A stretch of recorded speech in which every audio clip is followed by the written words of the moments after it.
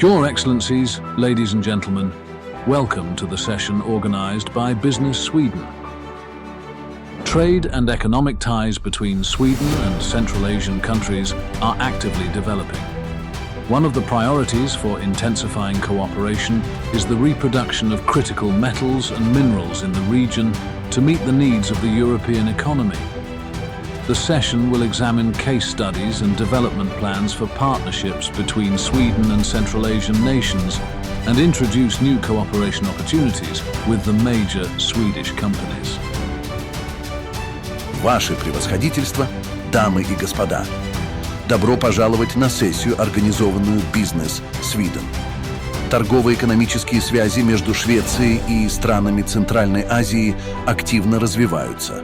Одним из приоритетов активизации сотрудничества является воспроизводство в регионе критических металлов и минералов для обеспечения потребностей европейской экономики. Помимо прямых инвестиций, предлагается расширение технологического сотрудничества. На сессии будут рассмотрены примеры и планы развития партнерств в Центральной Азии с участием ведущих шведских технологических компаний.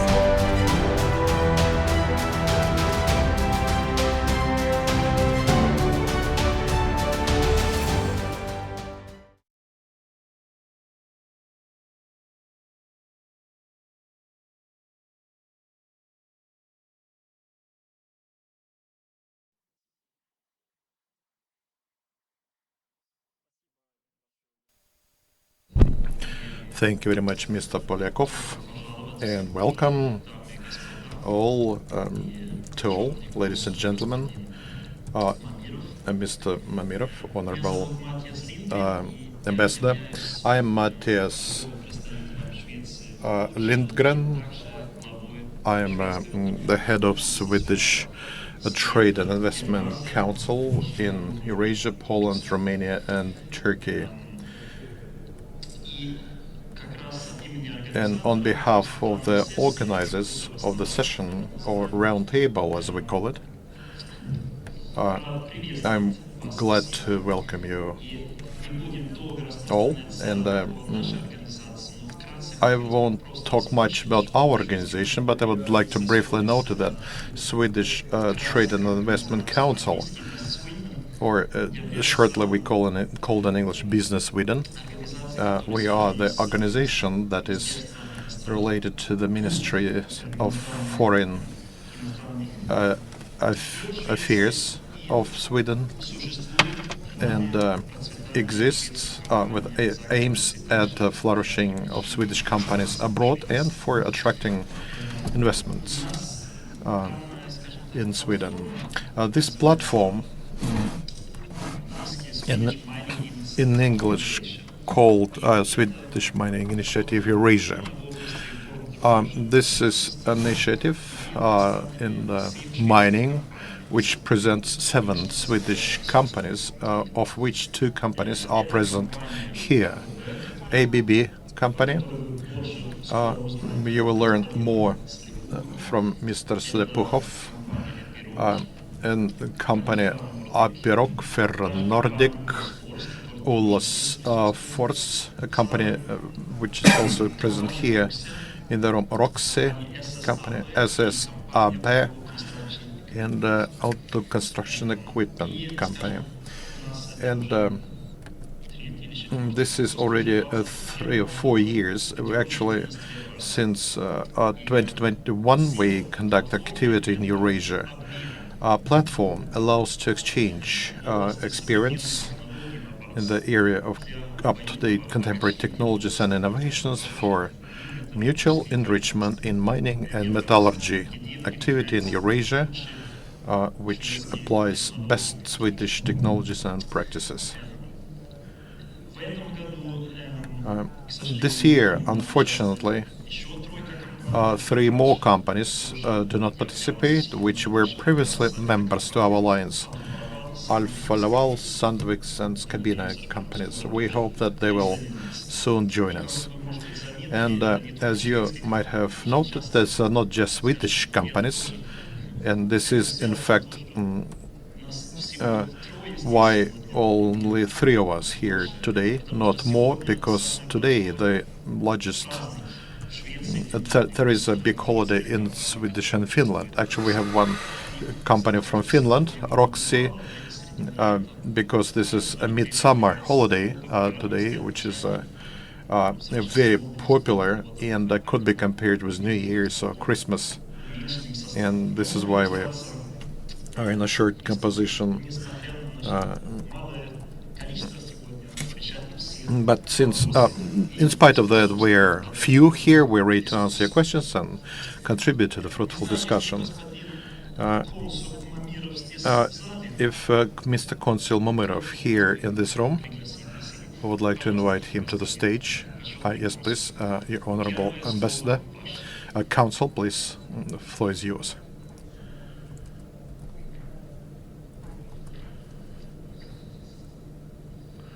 The holiday of St. John the Baptist is celebrated. Good morning to all. Thank you, Matthias. After Matthias, it is difficult to speak because he is very clearly, distinctly, and puts this topic forward and gives very good explanation. But I will try to give brief explanation about mining sector in Sweden from the special perspective. I think I will need to start from the following. If we look at the data of historians and archaeologists mining at the territory of Sweden, mining of useful resources in Sweden started about 9,000 years ago. I mean, Paradata with confirming this extraction and mining. Closer in time, one of the largest mines in Europe, and probably the largest in the world, which is located on the north of Sweden, not far from the city of Kirova, right? Kirova. And age is around 500 years. So this is an underground mine.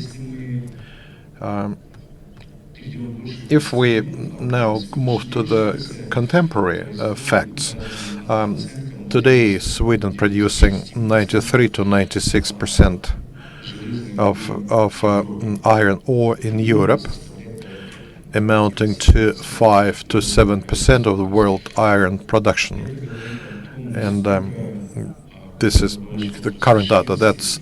This tells how mining sector in Sweden is developing, evolving. This is a very stable and resilient sector, and with a good perspective for the future.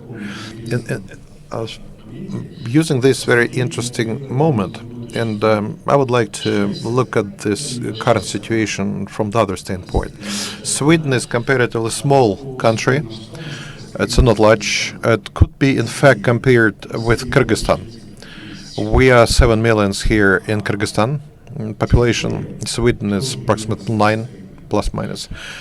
Territory is comparable as well. Sweden have harsher weather conditions.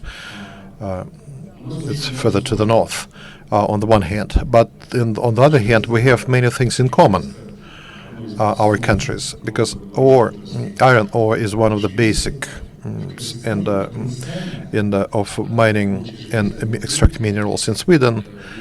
In Kyrgyzstan, extracting iron ore could become very important, if not the main, but very important part of Kyrgyzstan economy as well. Sweden is well known for hydropower. Energy sector is diversified. About 1/3 is nuclear power. About around 1/3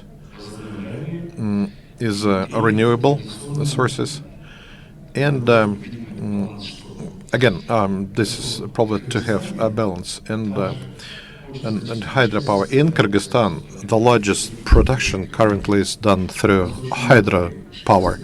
We have a lot of water. Sweden have a lot of water. There is one benefit for Sweden in terms of its location, because it has access to the sea, or mainly is transported by the sea. This is a great plus, where our country is landlocked. But we have another plus, another benefit, because one of the neighboring country, one of the largest net importer of iron ore and mining products is China, and this is like 400 kilometers on the automobile road from Bishkek. It's to Chinese border.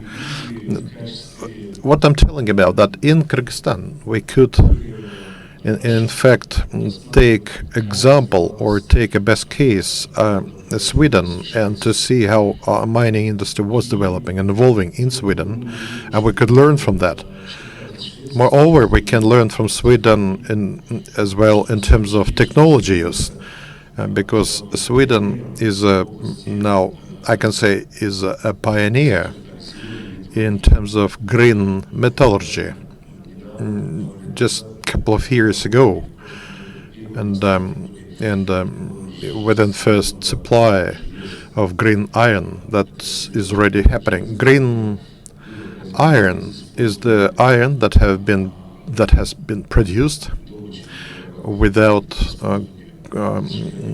burning carbon hydrates and based on electric power. So the hydrogen is produced, so green production of hydrogen, and the so-called porous iron was formed with the use of this hydrogen. And this is type of iron, or this is a metal that could become one of the main export products from Sweden, because worldwide requirements to emissions, CO2 emissions grow, and it's getting harder to produce metal, and since whole world is moving towards that direction, so Sweden demonstrates its advancement, and Sweden is a pioneer, a champion of this area. Technologies from Sweden and what we develop here in our country, this could be a good combination, in fact. For the people, this is subject for thinking, for decision takers defining strategy of development of mining sector and metallurgy sector in the future of Kyrgyzstan. I think this is a good case, good information to think about. So that was very briefly, but again, I want to repeat that. And I would like to thank organizers for this conference, for this nice event. And since team from Sweden is quite small, but there was since this event was planned to be conducted earlier, because there are a number of holidays that we celebrate here, like New Year's or Kurban Eid. This holiday in Sweden is just one of the main family holidays, and we couldn't bring the main player, because holiday of St. John the Baptist is very important for Sweden. More than about 60% of mining equipment in the world, it turned out that it is produced in Sweden. But I think everything is still lying ahead. We are ready, and I think Swedish companies are ready to work directly and with those companies which demonstrate willingness to cooperate.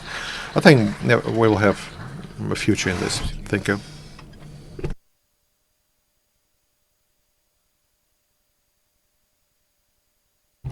Honorary Consul, Mr. Mamuro, thank you very much.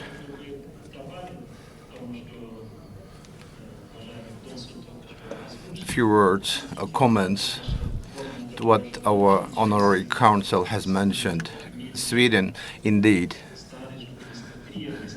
I wouldn't say old, I would say ancient roots of mining in Sweden.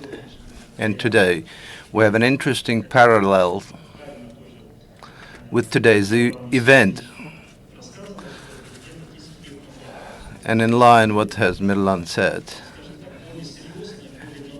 it has 1,000 years of history in mining. And indeed, Swedish mining started progressing as an industry somewhere in the 17th century thanks to international cooperation. At that time, we had, in fact, invited leading experts. You know where Sweden is located. It's a bit far from the center, and therefore we started inviting Dutch experts, so-called mountain engineers. Sweden itself never had expertise or skills in terms of technology, sustainability, and so on, and who will talk about technologies, two leading Swedish players. And as Mr. Mamirov mentioned, we are not a landlocked country. We have access to sea. However, you know, the rush climate, it's very cold, particularly if we talk about the mining sites. Half of the year, or 6 months, is winter. Only during Gulf Stream hot winds we can have access, and therefore we are largely dependent on international cooperation.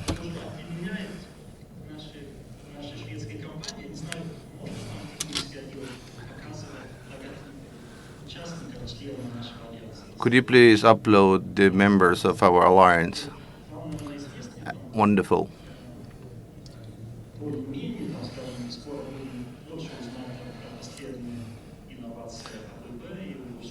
Later, we'll listen to ABB representative, EPIROC representatives who will share more about their companies. But what unites us, Swedish companies, is the innovation and sustainability. So these are safety, environment, and of course, this is the ecology. Ecology is closely linked to economy. We know that, and safety or environment, they're closely interlinked. So these are energy efficient solutions. This is the first event of our alliance. So in Central Asia, or in other words, this is the first time we're here. But we hope you can move or join us. You will join us in Almaty, which is pretty close to Bishkek, and hopefully we'll see each other in November in Tashkent. Having said that, I would like to pass the floor to my colleague from Sweden. Maybe if I add also a few words about the agenda.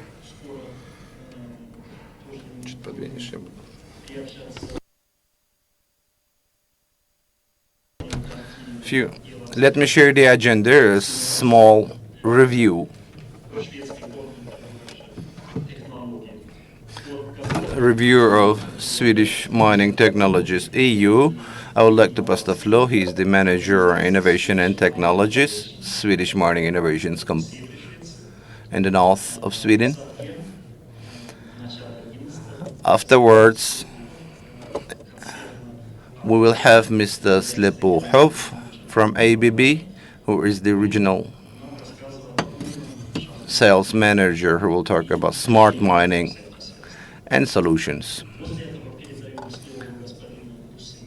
And then we will pass the floor to Mr. Busigin, who is the sales representative of Forest, Ola's Force company representative, so-called Brooksite for mining industry.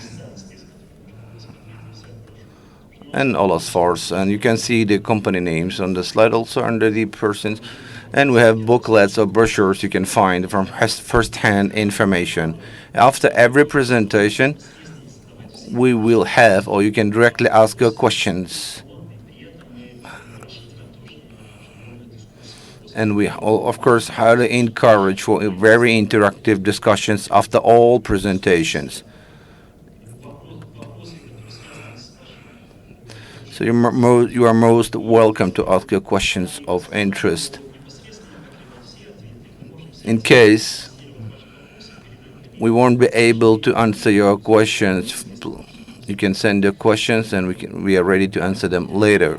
So, and now let me pass the floor to Mr. Yu. Please, colleagues.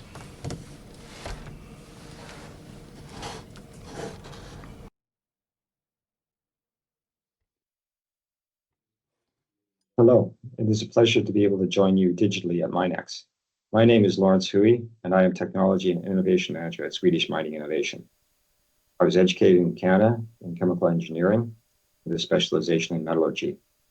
I've worked for the past 30 years in research and innovation in the iron ore mining and steel sectors in Sweden and Finland.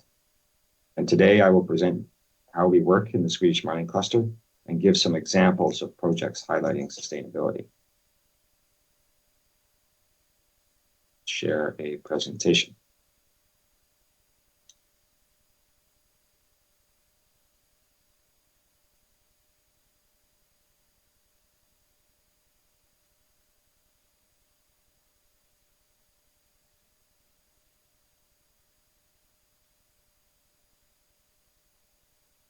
Okay, so what is Swedish Mining Innovation? Swedish Mining Innovation is an industry-led public-private partnership with 50% financing from industry and 50% from state agencies, Vinnova, the Swedish Energy Agency, and the Research Council Formas. The goal of the program is to improve Swedish competitiveness and sustainability through research, innovation, and education. Our main instruments are to fund innovation projects, host and participate in events both domestically and internationally, to develop networks and foster collaboration. We have had 22 foreign partners in innovation projects. We have funded about 180 technical innovation projects since we started in 2013. We operate at the technology readiness scale from laboratory to piloting. We then hand off the innovations near to commercialization to other programs or organizations such as Business Sweden. Swedish Mining Innovation is coming to an end next year. We are currently in the launch phase of a new, broader program called Metals and Minerals. The scope and some key challenges of the program are shown here. From exploration, mining, metallurgical extraction, environmental recycling. We also support projects in social areas, which are growing quickly in importance as the demand for metals to meet the transition to renewable energy and digitalization increases.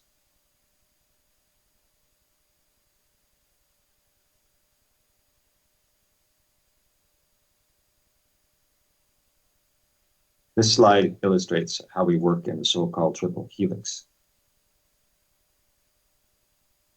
Partnerships between industry, research academia, and governments.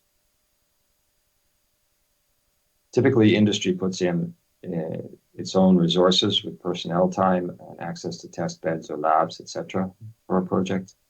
And the government is funding the research and academic activities in a project. We emphasize there should be substantial interaction between industry and research in order that researchers understand and meet industry needs, and that industry keeps up with cutting-edge research and innovation. Public sector organizations are also directly involved in projects, particularly where there is social relevance. Recently, we've seen a shift to what we call a quadruple helix, where civil society, often represented by NGOs or other groups, are involved to understand the needs of society, and as well as promote understanding and the dialogue about the role of mining in local communities, all the way to global needs. We strive also to update the image of the industry to the reality today, that of modern, safe, and essential. I will now give you some examples of projects from both our program, Swedish Mining Innovation, and as well the Swedish Mining Cluster.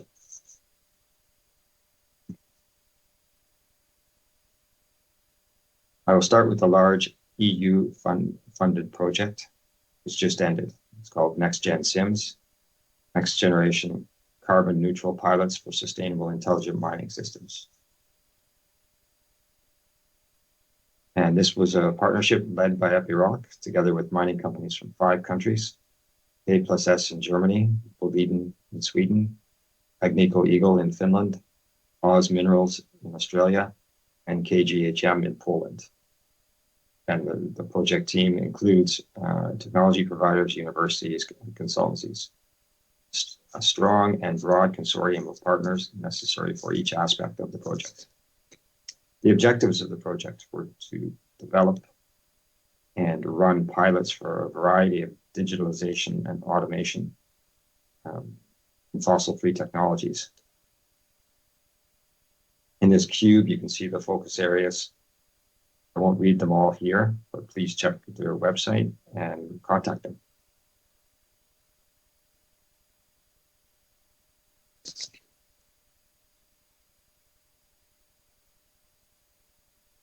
Next project is an example of a company that has developed and successfully commercialized hydrogen peroxide-based explosives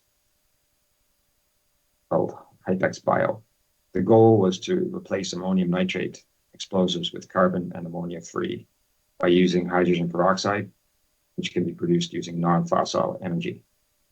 In close collaboration with the mining sector, they have succeeded in eliminating nitrates and NO gas, and have reduced CO2 emissions from blasting by 90%, all the while maintaining the performance standards. Hypex Bio's hydrogen-based, peroxide-based explosives have been fully commercialized and awarded a special recognition for innovative sustainable technologies by Boliden.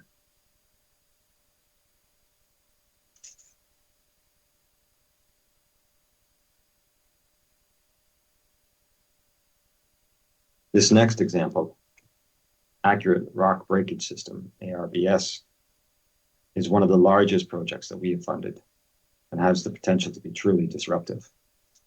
Currently used comminution technology is extremely energy intensive and inefficient.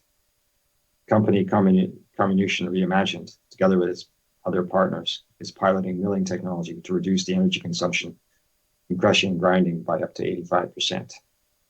They're testing at pilot scale on multiple types of ores. The process is operating on a dry ore feed, and the process results in a narrow particle size distribution, which helps to improve recovery in subsequent separation stages and improve dewatering. There is potential for lowering CapEx and OpEx compared to conventional systems. And here is an example of ARBS results for a very competent copper ore. You can see the pilot system takes a little bit lower feed size, but the energy consumption is concentrated when grinding into the finer fractions. You can see a SAG ball mill combination here.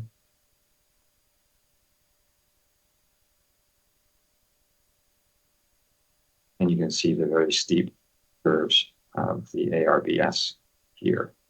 So it's eliminating this fine tail, and the estimated energy savings are somewhere between 75 and 80%.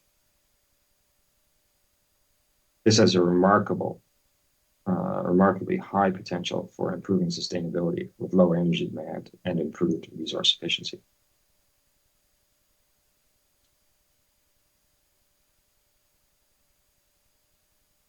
Land use is becoming more and more important.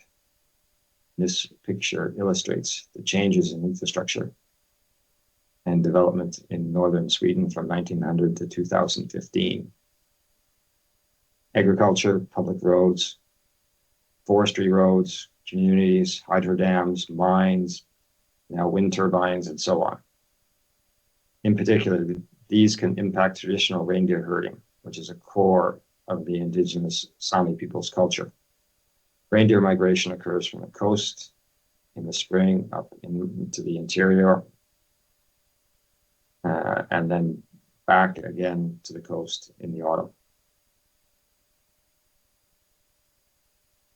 We need to understand and mitigate the impact of development on this cultural heritage and also biodiversity as a whole.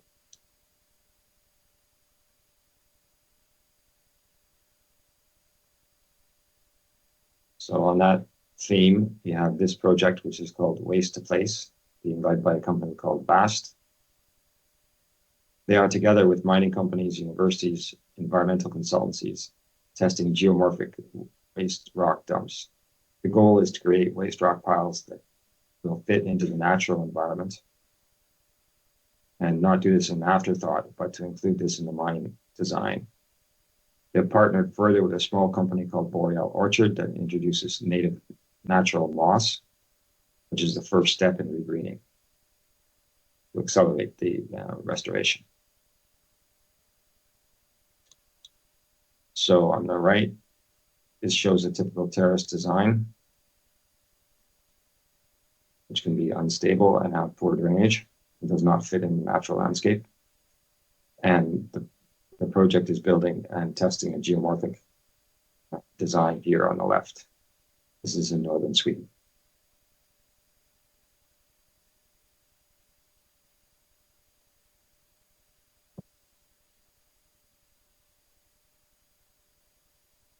Now, if we look specifically at biodiversity, members of the Swedish Mining Association have a target to be net positive biodiverse by 2030. So 5.5 years to go. Swedish Mining Innovation supported a roadmap called Mining with Nature, identifying what is needed to achieve this. This roadmap has been translated into English, Spanish, and Mandarin. One of the key questions was, how do we measure biodiversity? As one action of the roadmap, the CLIME, changing land use impact on biodiversity, system was developed as a tool to measure biodiversity. CLIME system is open source, so far only in Swedish, and this short video will describe CLIME. By quantifying biodiversity and analyzing how changes in land use affect nature, we have developed a method that encourages land developers to reduce negative impact on ecosystems. We call it CLIME, Changing Land Use Impact on Biodiversity.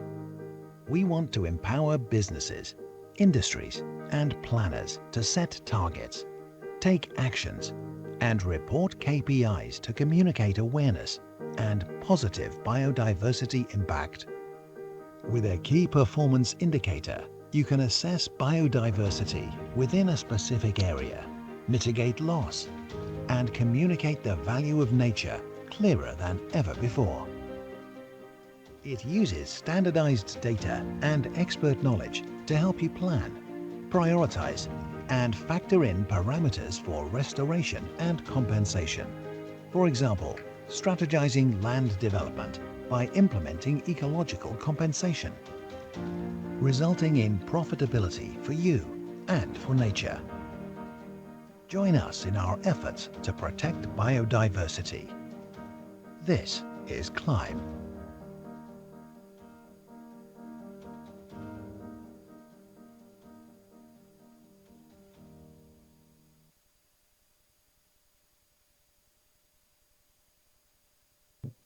This next example is a project to test solutions to support coexistence of reindeer husbandry, the new infrastructure, which I mentioned earlier, as a vital part of life and culture in Sweden. In this case, a public road was experiencing high traffic and more collisions with reindeer, in conjunction with a newly established mine. The Sami village worked together with the mine, the road authority, and the university to change the movement of the reindeer. And with the change in herding practice, the collisions have been reduced by about 70%. which I think is quite a successful project. And to put it all together,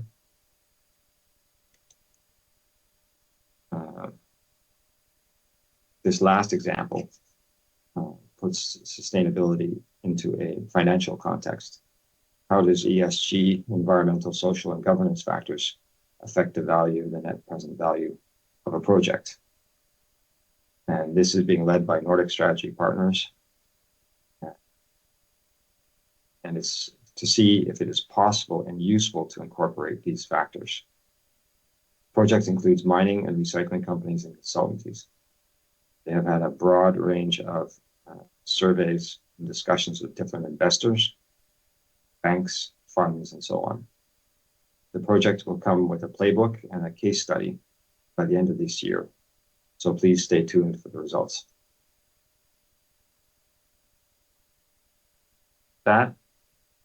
This wraps up my presentation for today. You can see many of these projects highlighted on our website, and please contact us at Swedish Mining Innovation. And you can always get in contact with us through Business Sweden as well. So I thank you very much for the opportunity today, and I wish you a successful conference. Thank you.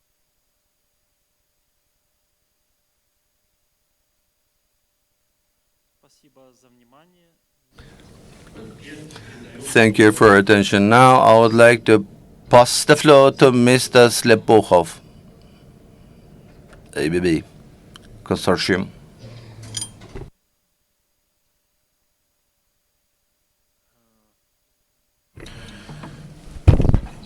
Good morning. I am Denis Slepokhov. I present ABB Sweden company.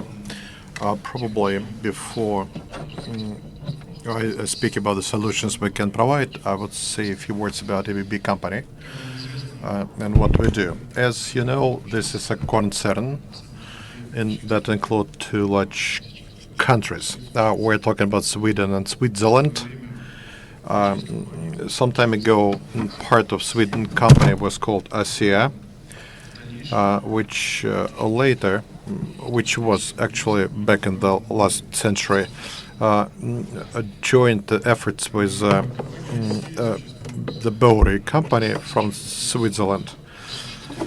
The company exists since 1886. Over 130 years, company was producing electrical appliances and equipment, including such items that as equipment for mines. In particular, ABB company, or ASEA, is known for producing mine elevation machines, and over 130 years ago. A first elevator ABB company has produced in 1937. The special lift or elevator for mines. And in fact, now ABB is producing both mechanical and electrical part of the lifting or elevating machines. Today I would like to tell you, I won't talk about the types of the machines, but I want to tell about the maximum that could be received from the equipment.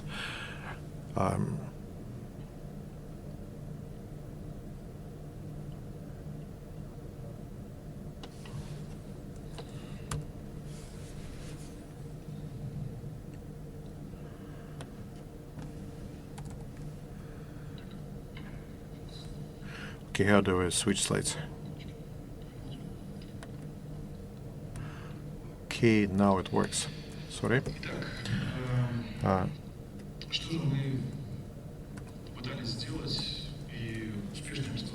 Okay, what we have done successfully. ABB company was always ready to help our customers move from just technical servicing, like regular maintenance, to a different approach, which is technical maintenance based on condition of the equipment. Our company have developed a system called forecast analysis.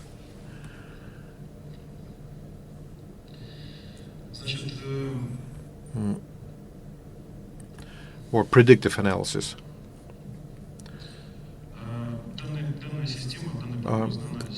This system of predictive focused analysis allows get access to equipment, improve its productivity, efficiency, and provide information about major indicators that could be linked to KPIs, key performance indicators.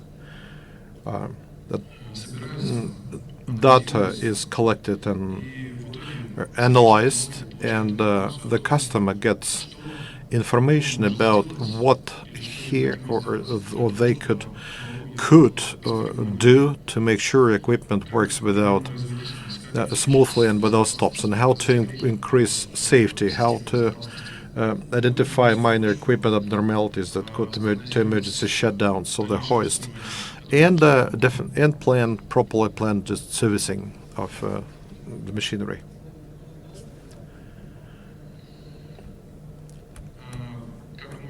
As you can see from the slide, the main task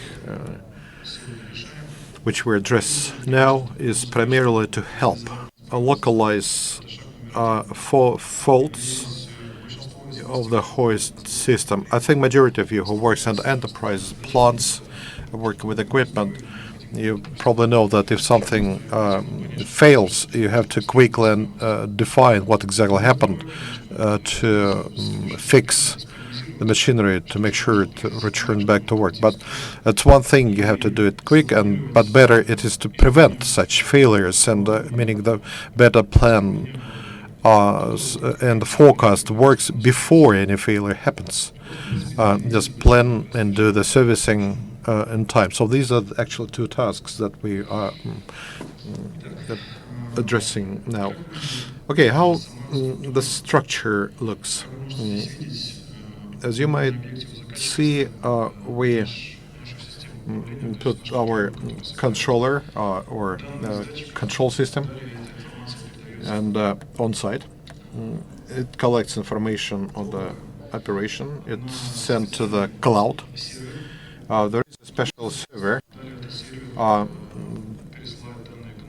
which sends data to our base,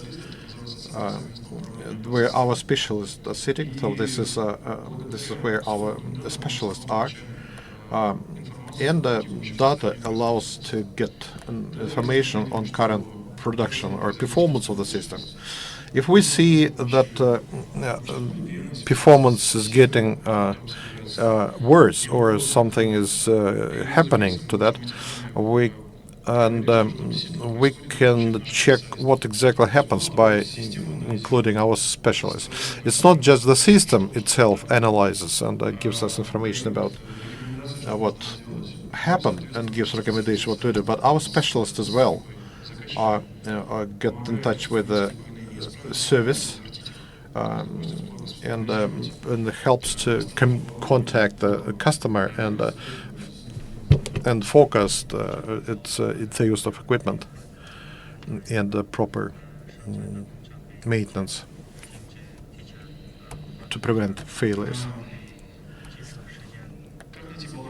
How to find balance between workload or load for the equipment and performance of hoists or elevating devices. Any customer having equipment that is willing to get the maximum possible of that. Of course, it is required that that machine would work better at higher performance and improve the operation of the whole mine. But increasing load on equipment, that we might focus that equipment might at some point increase costs because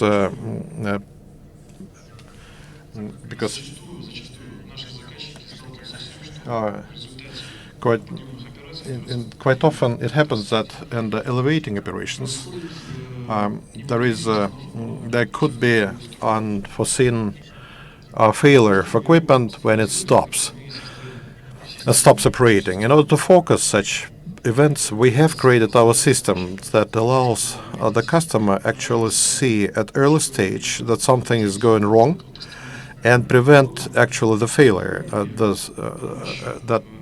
prevent the moment when equipment actually stops and address the issue and increase its performance.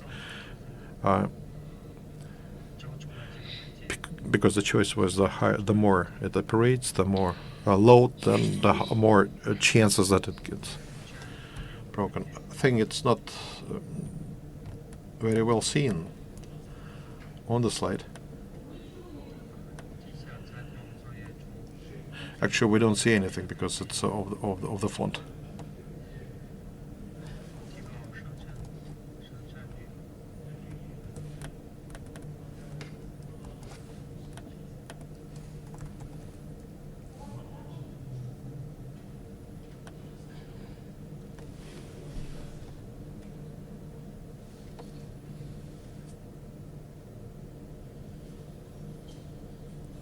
The slide says unforeseen equipment failures resulting in unintended outages and longer loading time, opening time of the dispenser door. The typical tasks.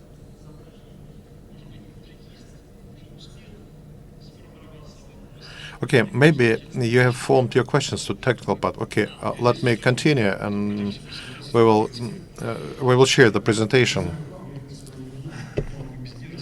I can speak without the presentation, but let me be briefly tell you about how it works. Okay, there is first of all, there are certain errors or items that could impact productivity or performance. If there are technologists here, of those who deal with elevating hoist equipment, you know that during elevation, there are some things that about sticky material in a dosator when it's not fully loaded or partially loaded, or the so-called skip is not fully loaded. And what happened if something is left in skip and we load it up again? That means that we don't actually elevate the amount. Necessary amount from the bottom, from the mine.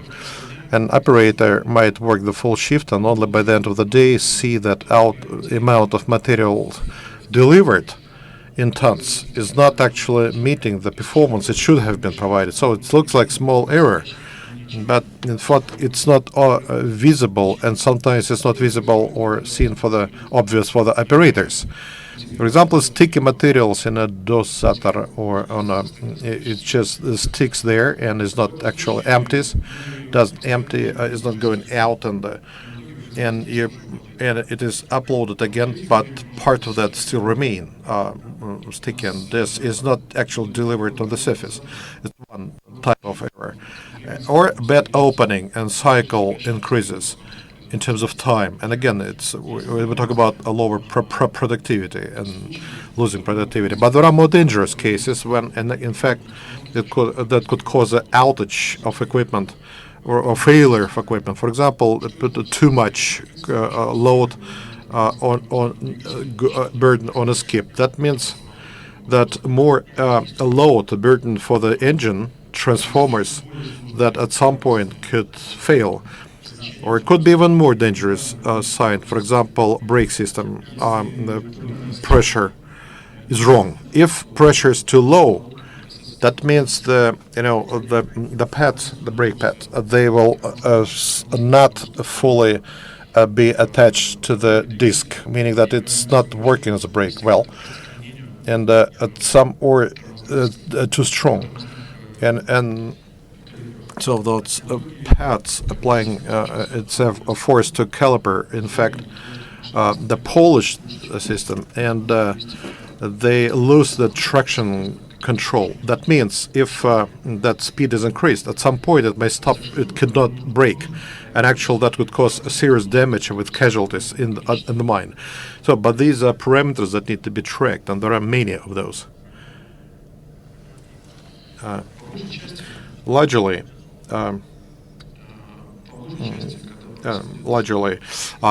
in most cases, when such outages or failures happen, what do we actually see? There is technological equipment. Sends signals, which are there is a big range of those signals, information is collected from various pods. But when there is automatic stoppage or outage, we now start thinking and analyzing what actually happened, and then at normal good technological specialists, they start asking questions why, and start looking at the history of what have happened and what caused that particular outage.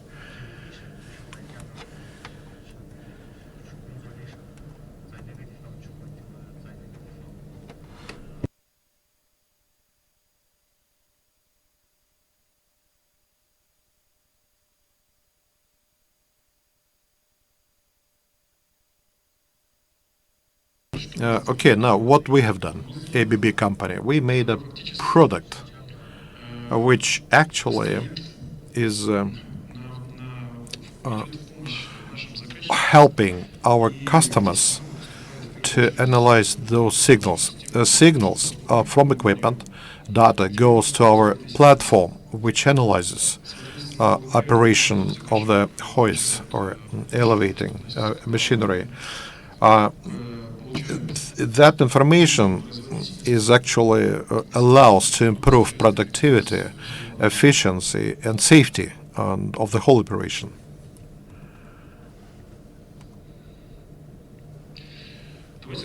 Now let's see a standard case when something happens, some error is taking place.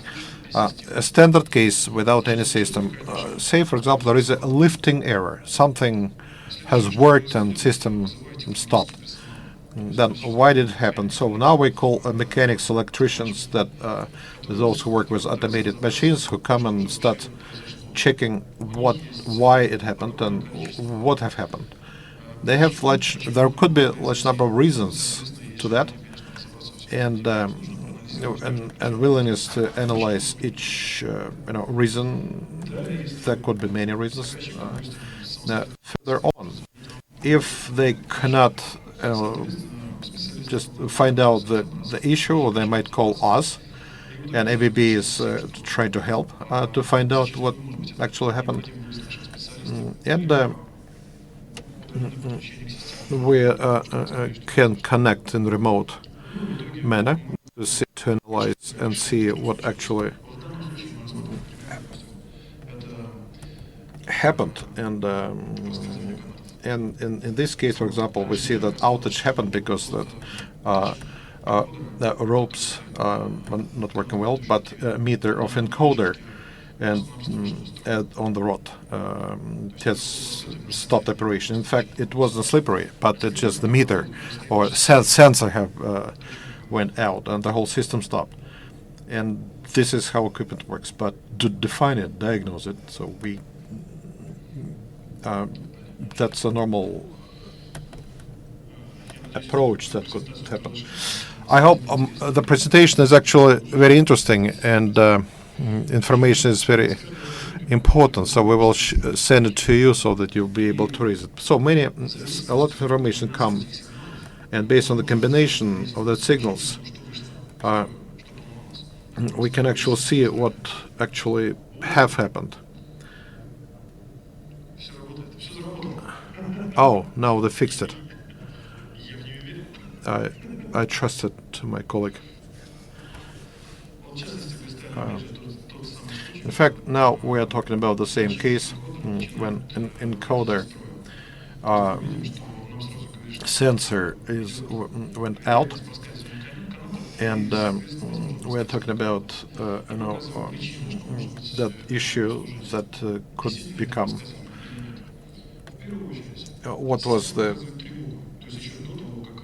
what happened to the system. First of all, it shows alarm that comes to our engineers. We get warning that something is wrong with the system. Well, the second phase, we analyze. Our system is analyzing historical data, checking what happened, but it's not yet outage. It's not crashed yet. But this system shows information, then gives a large amount of information about what is going wrong, and put priority tasks, and shows priority solutions to that issue. And accordingly, our specialists then take a decision about what must be changed and what needs to be fixed, and we inform the client accordingly. For instance, there is a need to replace the detector by encoder. We never lead to an alarm or emergency shutdown of the system.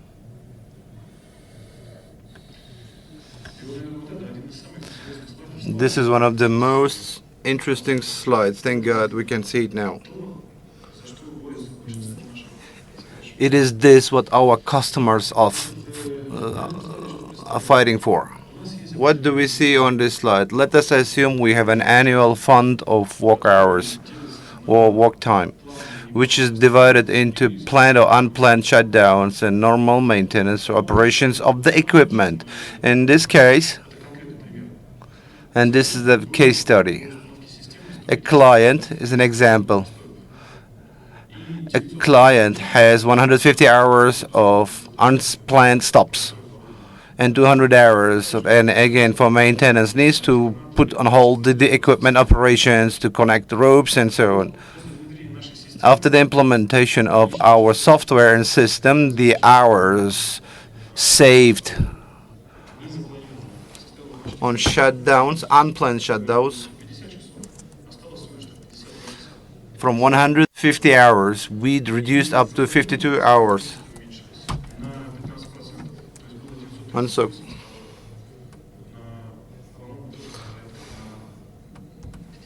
from 239 up to 50-something hours. So the downtime. So we reduced downtime up to 106 hours. We can easily calculate 146 hours, 146 hours, what do you say, if a customer or client had used to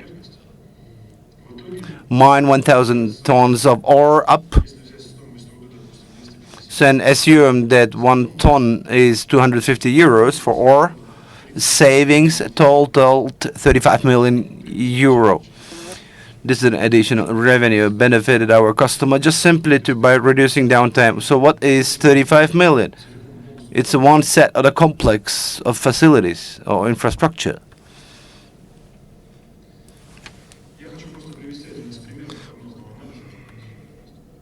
Do I have time? One more analysis.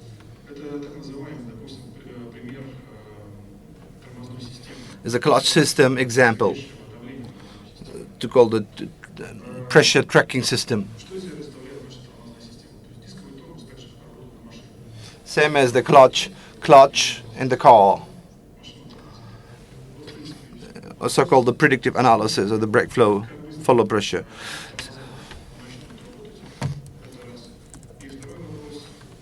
Or the pads. So depending on the speed of pads, so how fast it will react, it will help to stop the engine or the machine. So if we have pads, the clutch stopping slowly, it leads to a pressure on an entire electrical systems. In addition, the pads or the clutch heated often, or the brake pads may get heated and stop. We all know what it ends with. One of the valves tracking the pressure, something happened with the valve. In case that valve can't stay or track the flowing pressure, And we can see that the pressure has to be increased continuously to ensure the normal operation of the system. Later, we can observe, looking at our system, we can observe the capacity of the valve. The system tracks and monitors with detector the live shell. And as I said, we can track that there is a need now to change one of the pads, simply. And next maintenance, for instance, I mean technical maintenance, we recommend our customers, dear gentlemen, please replace the valve ASAP, because in 2 weeks period it will run out of operation or exploited out. So this is how it works. So we can predict and see the conditions or the quality of the pad beforehand. One more slide, I promise. This is the last slide. KPIs, which we control, based on which we perform an analysis and what we track and what system tells us. One of the parameters is out of order is a signal. It's an alarming signal, I would say. In addition, what I would like to share, most companies we work together, or those who doesn't know our company, ABB, particularly lifting equipment, we offer solutions not only for lifting machines.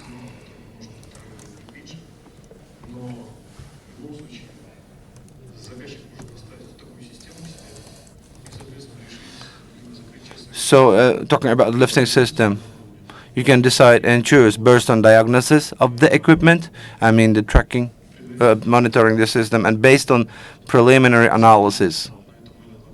In fact, this is the end of my presentation, and I will highly appreciate your questions, if any. Thank you so much.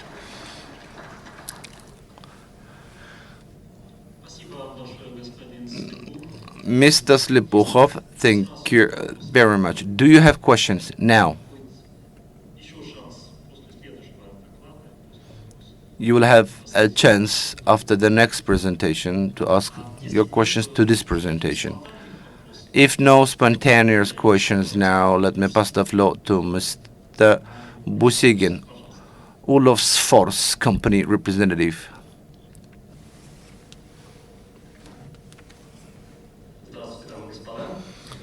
Good morning, dear ladies and gentlemen and colleagues.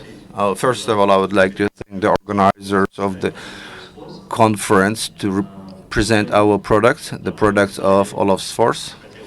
From the very first slide, let me share some words about the history, the company's history. Honorary Council has mentioned that mining sector has a long-lasting history, 1,000 years of history. I've started working 12 years ago in the company. With the products, I've been working for 20 years.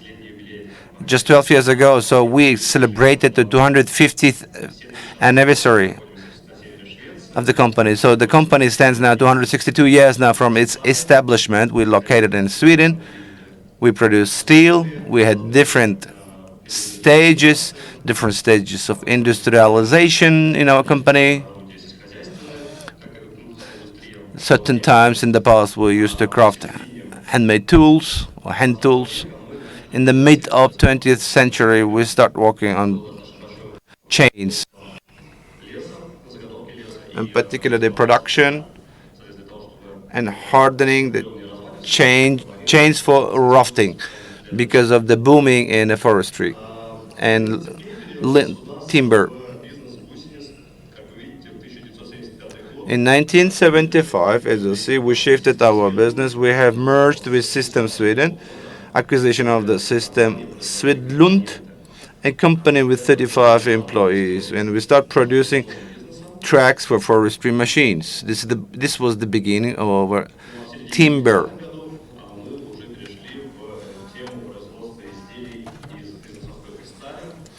Starting from 1984, we invented so-called the mech knives, P300, a revolution in road clearing, steel industry.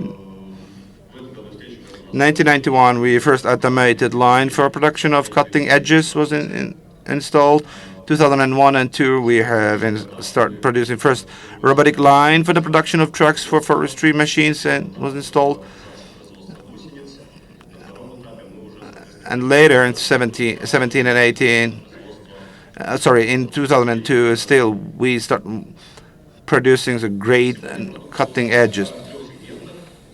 An ultra modern full automated cutting edge production line has been installed. I've talked about the Bruxelles, for instance, EcoTrax.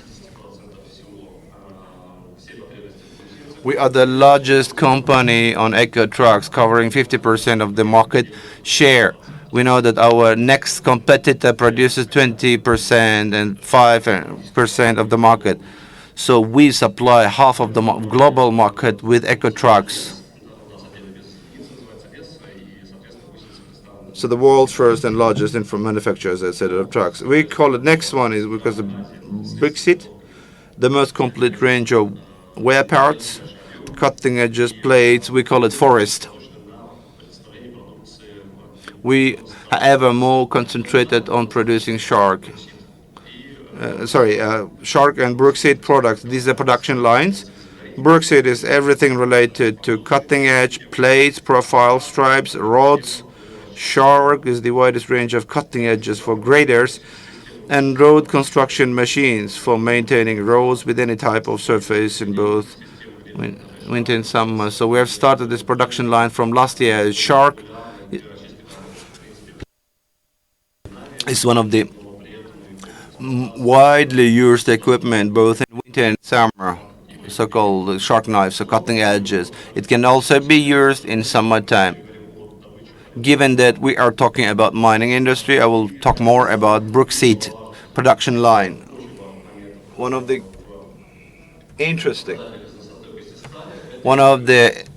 interesting facts, and of course,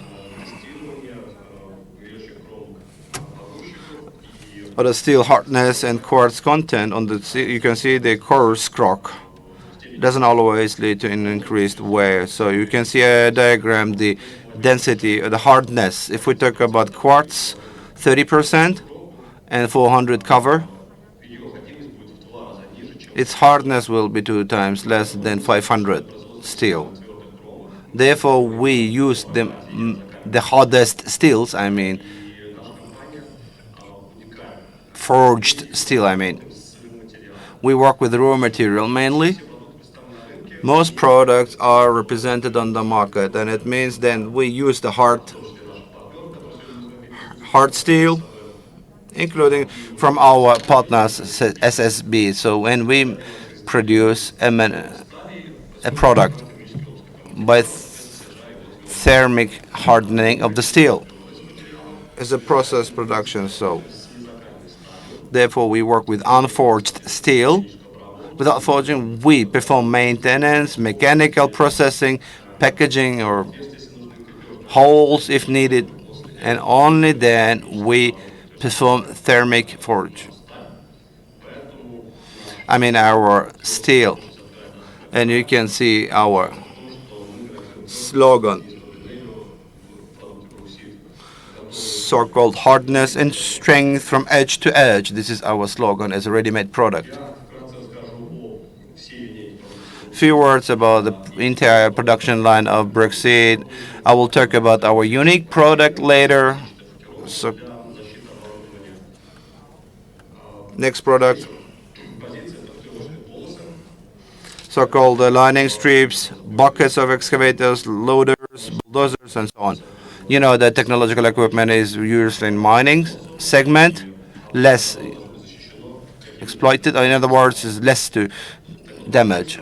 Covered with steel. Our excavators are covered with special stripes from outside or outer body. If we talk about larger excavators working in open sites or pits, they're protected with special stripes with a larger nomenclature, with thickness and standard length. And we're also ready to provide the recommendations. So welded repair boom profiles, quick repair worn edges, inter-tooth protection, bucket side trimmer. This could be forklift operators, excavators using such edges. If you take edges and if you take hard steel and try to make this type of sloping, 90% of technologies, which means thermal work on that particular edge. You need to have the strongest, resilient part of the edge, which will be thermally processed. But we do first preparation. We do the edge first, and then we cast the steel. This is why we reach up to 500 units by Brunel strengtheners. There is also a type of steel which we recommend to use as for repair. It actually could be welded to the edge apart, so that not to make a capital repair of the units of the blades. We instead might recommend welded repair boom profiles. It could be quick repair, worn edges, inter-tooth protection again, cutter blades and bucket side. The teeth of the excavator. That could be just simply attached this type of beams, and it can continue to operate. We also work with replacement repair. If, for example, Volvo Caterpillar forklift operator with by the number identification number, we can make this type of edge fully suitable by geometric size with the fixtures in place. In fact, it would supply this. It could be simply replaced the part of that, the edge itself. And sometimes we make unique solutions. Recently, one of our clients in Kazakhstan asked us to make such edge on the Chinese loader, front loader.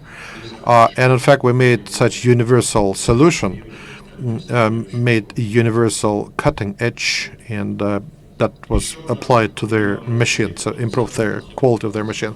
Another popular type of products, especially in the companies which use bulldozers in large amounts, that we call it tiller strip.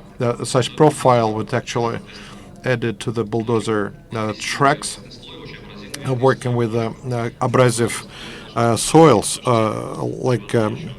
and we put this type of fit because sometimes this part of the track is not worn out, but the surface between touch is actually worn out very quickly, including the blades. And what we do is just we add these beams or profile, and companies working with gold and chrome, they have this issue using these parts for repair, and actually we supply them. It's a soil protection. Recently we have a round strip, round slats or round or circular strips. Usually, this is done from the like regular metal rods, and sometimes repair them like every day. But we suggest to use this type of round strips. This could be inside crushers, or it could be in mesh buckets, and such machine like need to replace in one place. If they replace with replacing like once a week now after installation of this round strips, they need to do it once in a year. Shark thematics, a 6 millimeter is the largest knife or blade. Road companies actually are surprised how can we make steel with a high quality 6 millimeter steel used to clean roads.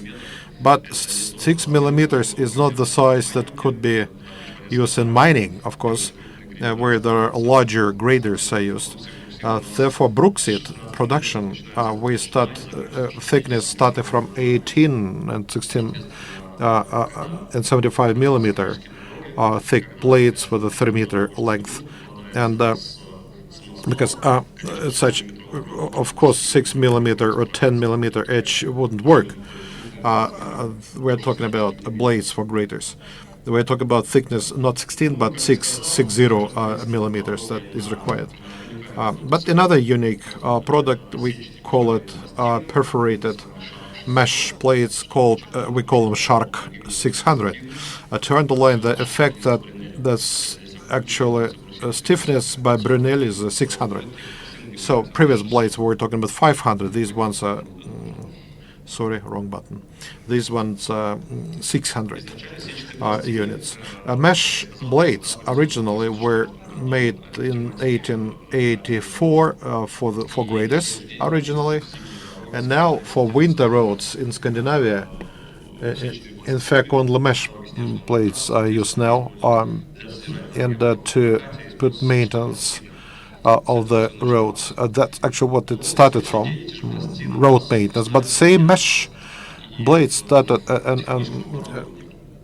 and protection started using in technological equipment. Here you see the excavator, external, internal protection to prevent it from the worn out. First of all, very easy and light one compared to normal steel, like a full sheet of this. They are 48% lighter, and since they're strong at the Brunel 600 units, you may use thinner ones. Like, for example, if you take this side and of the unit and use 20 to 40 millimeter, and that actually so mesh shark plates only 10 millimeter thick, and they are thinner, lighter, and improve performance of equipment.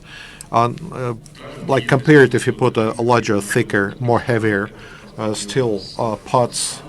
Actually, this is another example from Kazakhstan, from gold mining.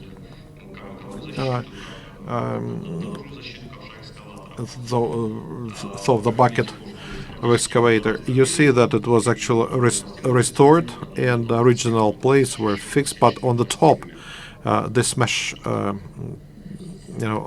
plates were put on top. So this is front loader bucket. Internal part and external part were added to the this type of mesh blades, and in fact that allows to decrease pressure on the metal from the rock, and actually this doesn't allow to worn out the metal part of the bucket of the front loader, because when internal part is actually covered, this effect of like stripping out or washing or actually this the top picture the top surface is being scraped, the whole bucket is worn out. That effect is protected. Now on this picture you see as well buckets and how it is applied in the dump truck body. Now, for example, this so when material or rocks is actually dumped from the truck, they do not cut the surface because they just simply and we just equipped this particular truck, and it's still operational for the already several years. The body and blade of bulldozers is also applied to. In this case, for example, when big amounts of materials need to be pushed, and from Canada, the body of the blade was protected with these mesh plates. Since last year, it has become more popular, the so-called lining of chutes and hopper walls, because it is very strong, 600 by Brunel, and since that small size, that's easier to apply and attach. And clients, our customers, like this moment because it is easier to apply, and they use it for quick repair of the walls, of the blades. And this is general information about peculiarities and the benefits of the using that mesh plates. It's for road. I can tell you in the words, because if linen of dump truck, as I showed you, in fact, you put standard solution. This is if you 90-ton dump truck, standard solution just adds 10 tons to the truck, meaning that 90-ton truck now works as 80-ton trucks. We make it for 4 tons, like in effect improving 6 tons per for linen. Of course, each company is dealing with own materials, own rocks, but let's take 1 gram of gold per ton of ore. 6 tons per 1 truck, it's 6 grams of gold. You may calculate how many trips the fleet is doing every. We calculated with one client of savings in Kazakhstan with application for. We talk about $2-3 million under if clients using standard sheets and say in our type of linen. So since it's easier in weight, first of all, it's lighter, smaller size, that means the load of this linen is not 10 tons but 4 tons only, which means it's less fuel per year plus more ore could be transported, and that's actually saving serious amounts. We have stand. Please visit our booth. So thank you for your attention. Question. Could you please come to the microphone? We don't hear you.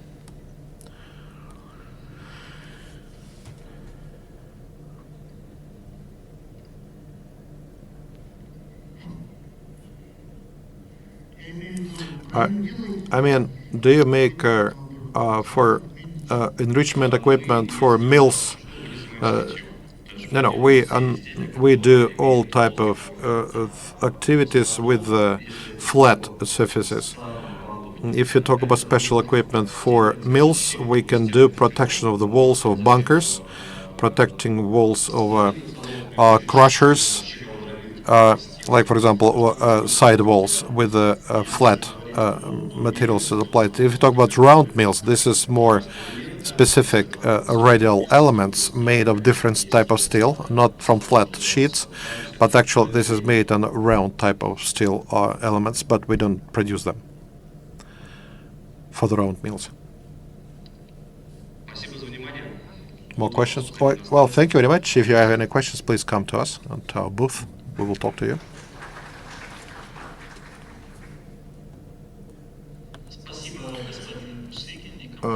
Thank you, Mr. Busygin and Olaf Force Company. And now, by the way, now there are. Please welcome for the questions for the ABB Olaf's Force Company. Not only questions to the presentation, but any questions. You're welcome with that. And using this opportunity, I also would like to know that if you have other questions to any company in our alliance, please share the business card with our colleague, Miranda Yu. She is here near the... Miranda, could you please just wave your hand so that to find you easier? Just show yourself. Miranda, hi. Say hi. Okay. Raise your hands. It would be good to get your cards for your feedback, especially if you present a mining company from Kyrgyzstan or from other republics of Central Asia. And also, I would like, in this regard, to ask you: are there? In fact, I would like to turn to local the mining companies and mining companies from neighboring countries in Central Asia. You can please you can specify your technical tasks and objectives, and we can see issues we need to address, and we can say how we can help you. Once again, Senior Technologist, Tinto Research Center. As I understand, in Sweden, you have well-developed ore processing and extraction, the black or iron. We would like to learn your experience. Many years since ferrous metal experience mining, is this a chance to come to you and establish contacts? We working primarily with non-ferrous metals, but in the future we plan to start working on mine-to-mine ore, on iron ore and ferrous metal work. We need to make sure we get the quality ores, and if we can come to you and study from your experience. Thank you for your question. I think by technical reasons during our discussion today it could be difficult to answer you now, but if you leave your contacts with us, we will give you feedback. And I think we can talk in details about which aspects in the ferrous metal area you are most interested in. Thank you. More questions or comments from local companies, mining companies? Yes, please. Mr. Stepukhov speaking. And to answer your question, we often invite our customers to come to ABB company to see what we do, to show what we do. Like in the north, we have a large amount of technological equipment available, and it is possible to come and see how it works and which technologies are actually used. And yes, we do such things. Thank you. Mr. Slepukhov. I'm afraid time is up for our roundtable, but I would like to once again thank organizers, respected Honorable Councillor Mr. Mamerov. I would like to thank speakers from Swedish companies and all participants. I sincerely hope we will continue the dialogue after this discussion. And also, I hope to see you back again in Central Asia and possibly in Sweden. Thank you very much.